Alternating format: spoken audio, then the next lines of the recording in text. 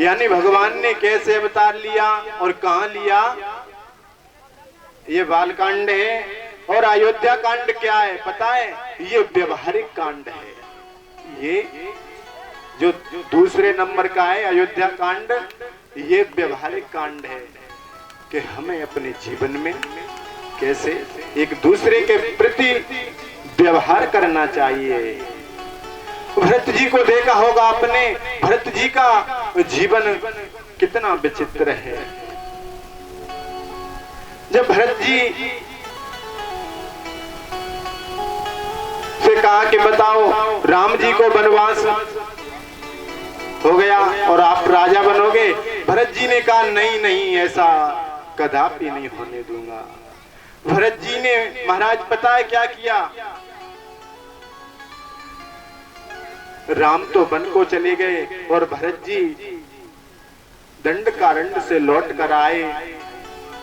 भरत जी राम जी से मिलकर तो भरत जी ने एक कम से कम नहीं 10 फुट गड्ढा गहरा खुदवाया, 10 फुट गहरा गड्ढा खुदवाया जिसे कहते हैं नंदीग्राम।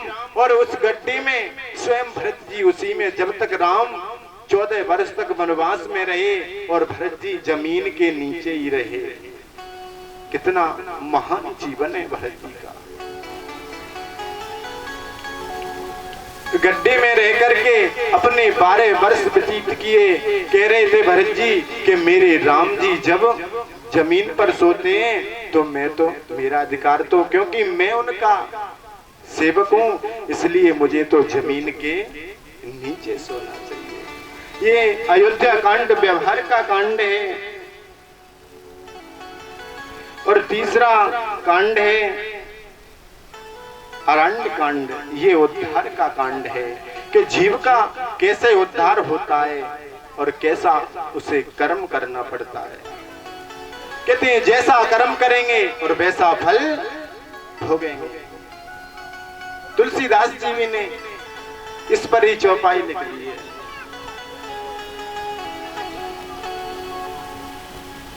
कि जस फल करही तस फल चाखा। जैसा जीव यहाँ पृथ्वी पर कर्म करके जाएगा वैसा उसे दंड भोगना पड़ेगा। जैसी करनी वैसी भरनी। जीव जैसा कर्म करेगा उसे वैसा ही दंड मिलेगा।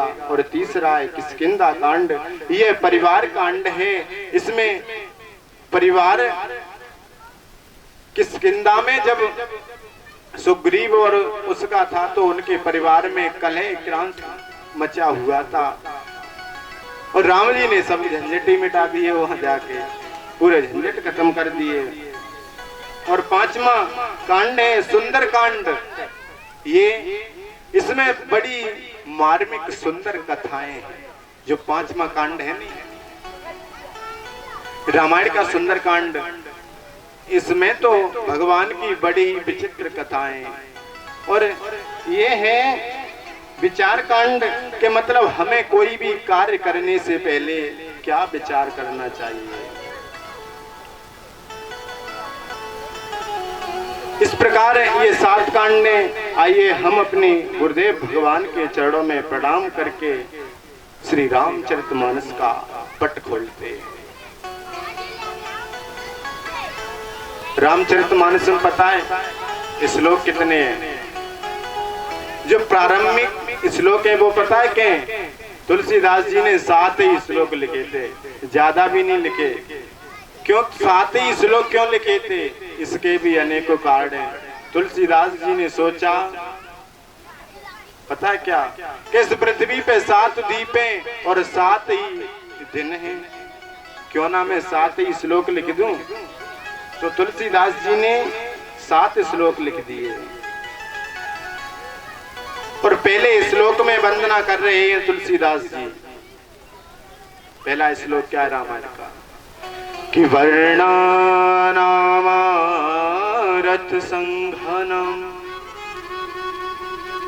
रसानाम छंदसामपि मंगलानाम च कर्तारो वंदे वाणी विनायको।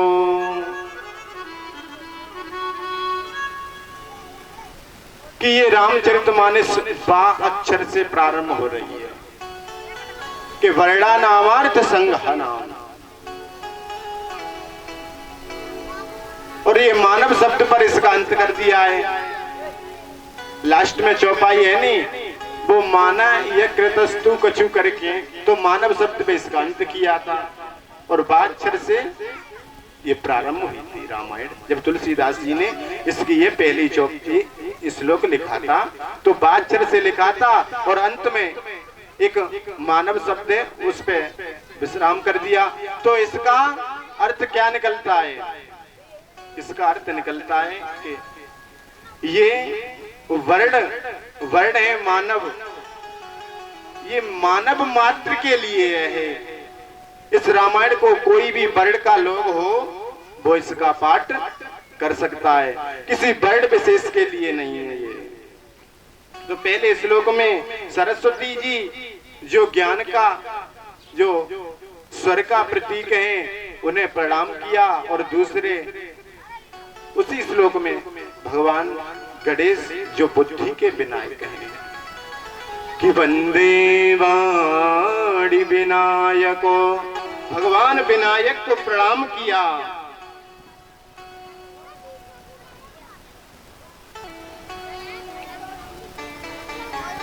और विनायक को प्रणाम करने के बाद फिर आगे दूसरा श्लोक है कि भवानी शंकरो वंदे श्रद्धा रूप विश्वासिनो, कि भवानी शंकरो वंदे, मैं भगवान शिव और पार्वती जी को प्रणाम कर रहा हूं।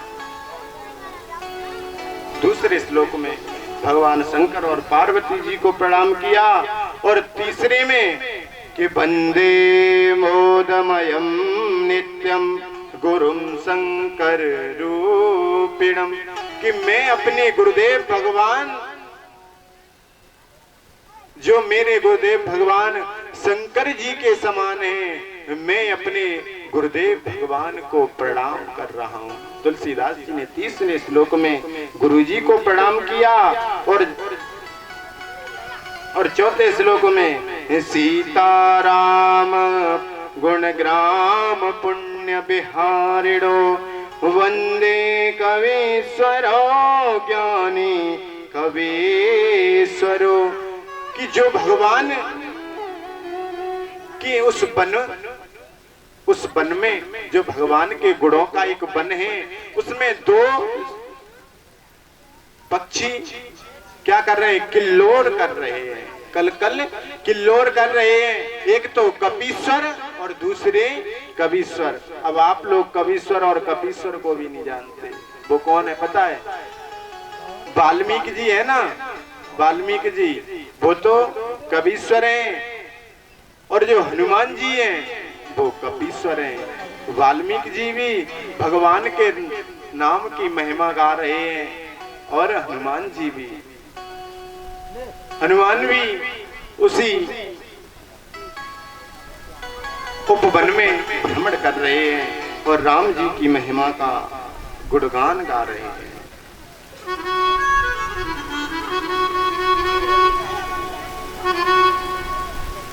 और फिर 5वें श्लोक में मां सीता जी की वंदना की, और 6ठे श्लोक में भगवान को ही वंदना कर रहे हैं कि यन्मायास्तिमखिलं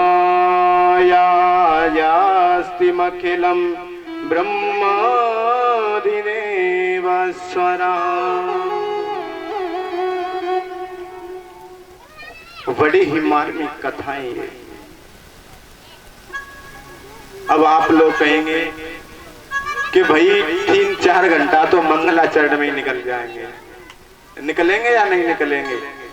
यानी हम मंगलाचरण करते जाएं तो ये 7 श्लोकों को पूरे कर देंगे? नहीं है पाएंगे। चलो एक बात बताओ, जे श्लोक और जे कछु समझ में आ रही हो तो जा आगे चलाएं, या मतलब अपन लोग कथई में प्रवेश करें? नारी समझ में कच्चू आ रही है।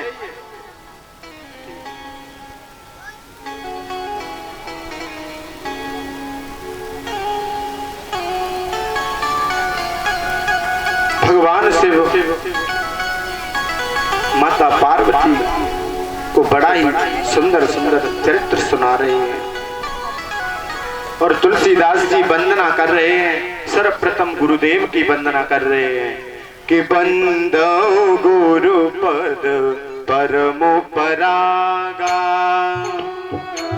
गुरुपद परमो परागा, बंदो गुरुपद परमो परागा, बंदो गुरुपद परमो परागा, सुरचि सुहास सारस अनुरागा, सुरचि सुहास सरस अनुरागा, सुरचि सुहास सारस अनुरागा, सुरचि सुहास सारस अनुरागा, बंदो गुरुपद परमो परागा, बंदो गुरुपद परमो परागा, सुरचि सुहास सारस अनुरागा, सुरचि सुहास सारस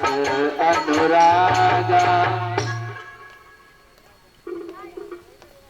गुरुदेव को प्रणाम कर रहे हैं कि मैं अपने गुरुदेव को प्रणाम कर रहा हूं।